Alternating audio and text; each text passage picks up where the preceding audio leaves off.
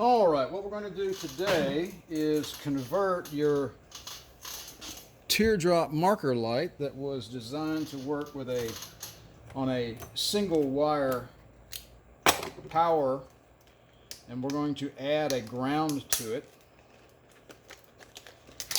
because this is a fiberglass bodied RV. What we're doing is we're replacing the teardrop cab marker lights on top of the RV. Most of the time you see these on trucks, you know, a truck with, I assume, a steel body. But anyway, the RV is a fiberglass body, and it has two wires, one for ground, one for power. This does not. We're going to add a ground wire to this marker lamp today so that it will function on the RV. So we'll go ahead and take the amber cover off. Always leave your screwdrivers in the presence of a magnet. Makes your life easier. Alright, so we've got the little foam pad pulled out right there. So let's, first thing we're going to do is make ourselves an extra little hole right there.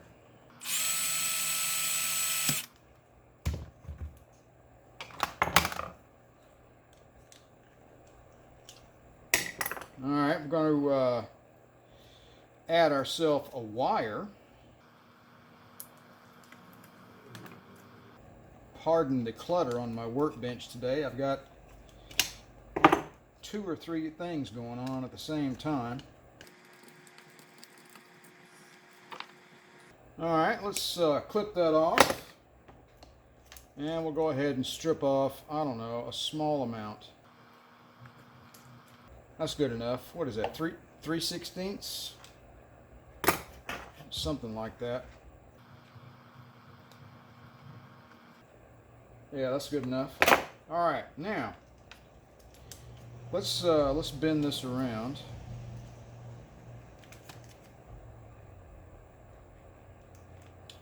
And we'll go ahead and put some tape on it.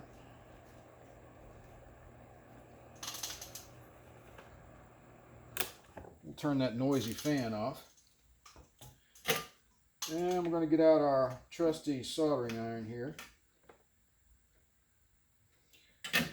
But we don't want to forget to add some flux to the area that we're working on. Soldering a wire to the body of like a potentiometer or the exterior of a bulb casing is a little tricky. So you just have to practice at it, I guess. Let's get some solder on our tip there.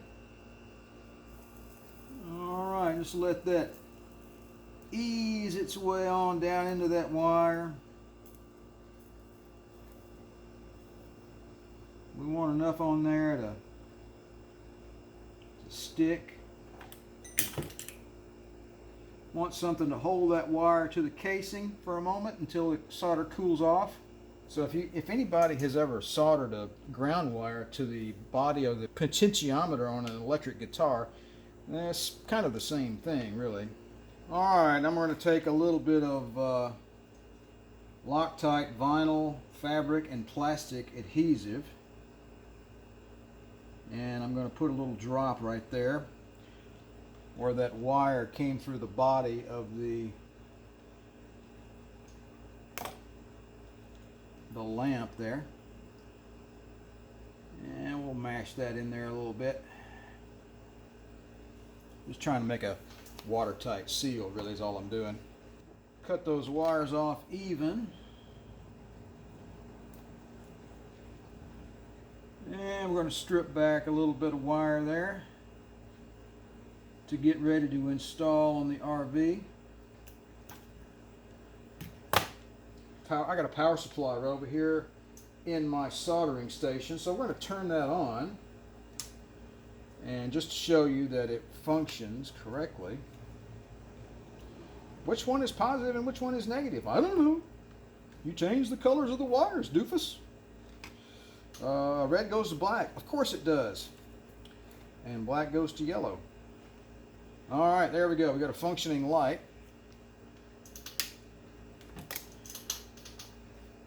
And we're going to put our amber, and that's what my incredible soldering job looks like, by the way. But it's on there good. It's not going anywhere. And no one will ever see that it looks horrible. Never said I could solder. I can just make things stick to one another. All right. So we'll just put our screw through there. Put our cover back on our lamp. We'll have to take it back off anyway to adhere it to fasten it to the RV. Let's go ahead and put our wires through the little foam gasket on the bottom of the lamp. And there you are, folks. Got a Reese power cab marker, single wire power converted to 2-wire setup with a ground and a power. So that's how you do that. Hope you guys enjoyed the content. Please like and subscribe if you don't mind. And we'll talk to you later. Have a good one.